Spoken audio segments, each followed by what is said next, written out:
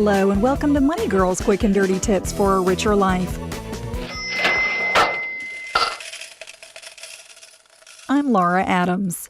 In this show, I'll offer 10 ways to use credit cards wisely and share some thoughts on the upcoming credit card legislation.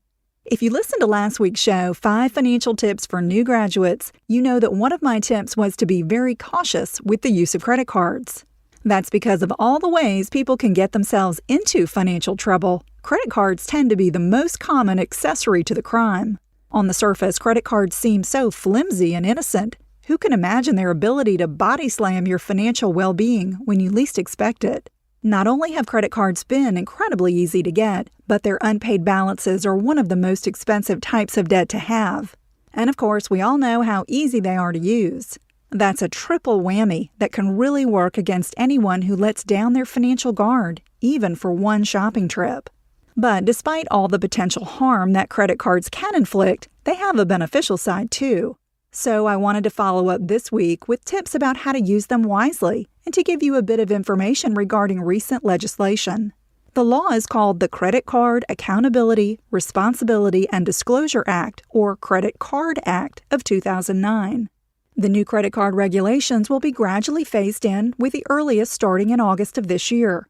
They're intended to protect consumers from various fees and surprise interest rate hikes on their existing balances, among other sweeping changes.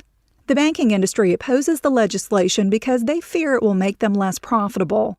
Many predict that you can expect to say bye-bye to a lot of the lucrative benefits, like reward points and cashback bonuses, that responsible card users have been enjoying.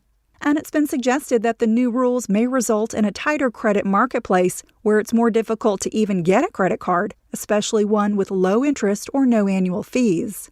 I'll put a link to the key provisions of credit card reform in the show transcript at moneygirl.quickanddirtytips.com.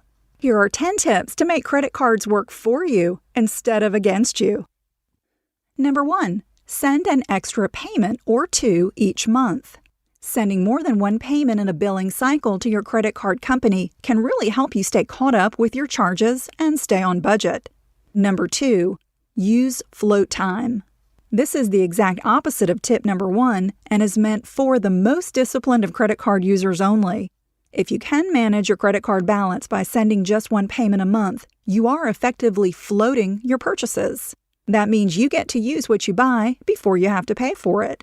You can potentially profit from interest earned on that money during your credit card's grace period. Number 3. Enter charges in your check register. Once you buy something with a credit card, enter it just as if you wrote a check or used a debit card. That forces you to deduct the amount you charged from your available balance and to keep yourself financially honest. Number 4. Benefit from rewards. If you pay your balance off in full each month, you can take advantage of a reward card that will usually come with a higher interest rate. This is the main reason I use credit cards, so I hope the new legislation won't put a complete damper on rewards. Number 5. Protect yourself from problems. If you make a purchase that leaves you dissatisfied, most credit card companies will suspend the charge until the issue gets resolved. If the merchant is at fault, your money can be reversed out of their bank account so you don't have to pay. Number 6. Choose your card wisely. If you do need to carry a balance for a special large purchase, only charge it to a low-interest card. Right now, annual percentage rates that don't exceed 8.99% are generally considered low interest. Find some of the best rates available at bankrate.com. Why pay more interest than you need to? Number 7. Get free card benefits. Even if you don't have a rewards card, some cards offer extra freebies such as travel insurance and extended product warranties. Be sure to read your card agreement so you'll be familiar with all its benefits. Number 8. Manage your money electronically. Most of the large credit card companies have websites that allow you to download transactions into financial programs such as Quicken, QuickBooks, and Microsoft Money. That can save loads of time and make it easy to do budget tracking. Number 9. Shield yourself from fraud. A credit card gives you more protection than a debit card if it's stolen. You can only lose a maximum of $50 if unauthorized charges are made to your credit card.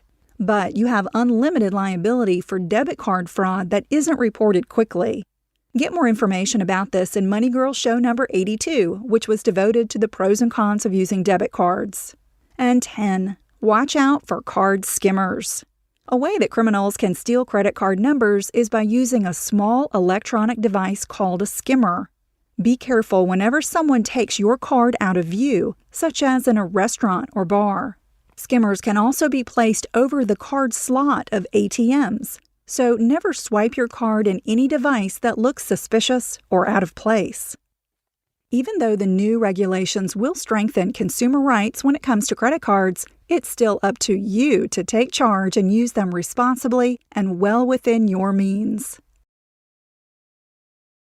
A big thank you to Charlie on the Pennsylvania Turnpike, who added Money Girl and several other Quick and Dirty Tips network widgets to his blog at whatsittoyou.blogspot.com, where 2 is the number 2. I'm glad you're listening. Cha-ching! That's all for now, courtesy of Money Girl, your guide to a richer life.